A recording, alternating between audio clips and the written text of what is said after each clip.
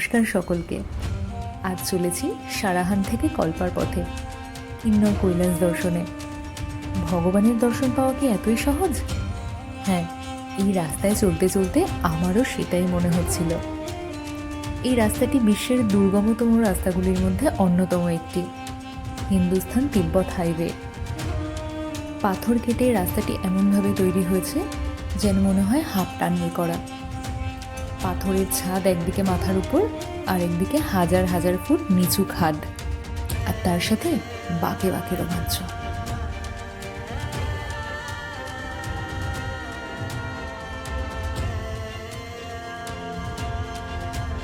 রাস্তাটি ধসপ্রবণ হওয়ায় এখনও অবধি হিমাচলের প্রতিটা মানুষ এই কিন্নর জেলায় প্রবেশের আগে মাতা তারান্ডা দেবীর মন্দিরে মাথা ঠেকিয়ে আশীর্বাদী ফুল এবং প্রসাদ নিয়ে তবেই আসে।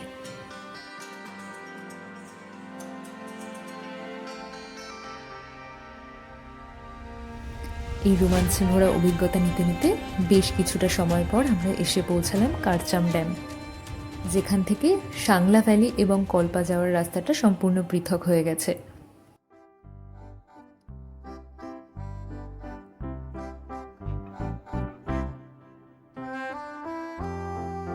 শতদ্রু ও বাঁশপা নদীর সঙ্গমস্থলে এই কারচাম ড্যাম।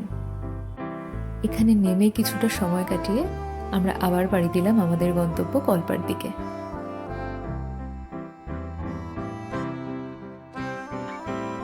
কিছুক্ষণের মধ্যেই রোদ ঝলমলে আকাশটা মেঘে ঢেকে গেল, নেমে এলো বৃষ্টি। এইরকম মায়াবী সুন্দর রাস্তা, তার মধ্যে বৃষ্টি, কি অপরূপ যে লাগছিল। মনের মধ্যে এক রাশ উত্তেজনা নিয়ে এগিয়ে চললাম এই রাস্তায়, পাশে বাঁশপা নদীকে সঙ্গী করে। দেখতে দেখতে এসে পৌঁছালাম শিব ঠাকুরের আপন ঘর কিন্নর কৈলাস।